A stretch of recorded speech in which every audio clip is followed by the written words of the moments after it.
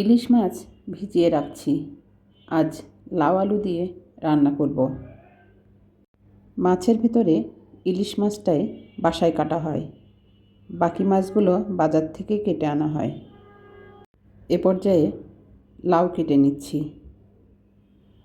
কাটা বাছা থাকলে রান্না করতে খুব বেশি একটা সময় লাগে না, কিন্তু আজকে আমার কিছুই রেডি নেই। লাউ, মাছ সবই কেটে নিতে হচ্ছে। লাউ শুধু স্বাদেই নয়, গরমের দিনে শরীর ঠান্ডা রাখতেও দারুণ কাজ করে। আমার লাউ কাটা প্রায় হয়ে গেল। প্রথমেই লাউ ইলিশের তরকারিটা করব। রান্না শুরু করছি। যেমন লাউ ধীরে ধীরে নরম হয়, তেমনি জীবনের সব কিছু সময় নিয়ে সুন্দর হয়। তাড়াহুড়ো করলে কোনো স্বাদই থাকে না।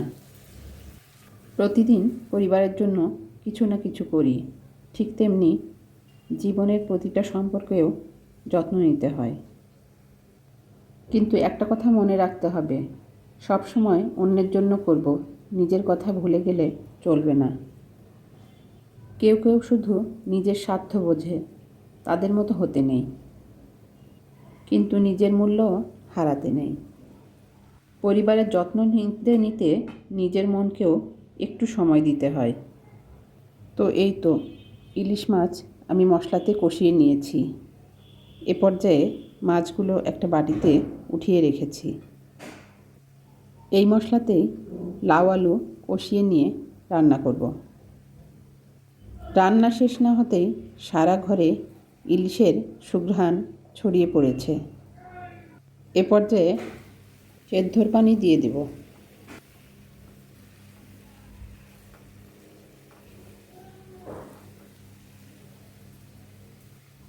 ঢেকে কিছুক্ষণ রান্না করব। এ পর্যায়ে মাছগুলো দিয়ে দিয়েছি। তো আমার প্রথম রান্নাটা হয়ে গেল। এখন আমি দ্বিতীয় রান্নাতে চলে যাব। এ পর্যায়ে আলু দিয়ে মুরগির মাংস রান্না করব। আমি মাংসটা আগেই ম্যারিনেট করে রেখেছিলাম। এ পর্যায়ে ভালোভাবে কষিয়ে নিচ্ছি। তো হয়ে গেল আমার মুরগির মাংস রান্না। কচু দিয়ে রুই মাছ রান্না করব। এজন্য প্রথমেই মাছগুলো ভেজে নিয়েছি। কচু দিয়ে যে কোনো মাছই খুব ভালো লাগে। কচু শরীর ঠান্ডা রাখে, হজমে সাহায্য করে, আর ত্বকের জন্যও ভালো। এ পর্যায়ে মাছগুলো দিয়ে দিয়েছি। প্রতিদিনের ছোট ছোট কাজে লুকিয়ে থাকে আনন্দ। পরিবারের সঙ্গে খাওয়া, হাসা, গল্প, এইগুলোই জীবনের আসল স্বাদ। কাজের সুবিধার জন্য 3 রকম ডাল আমি ভেজে রাখছি। তো এখন বিদায় নেবার পালা। আবার দেখা হবে পরের কোনো রান্নায়। আল্লাহ হাফেজ।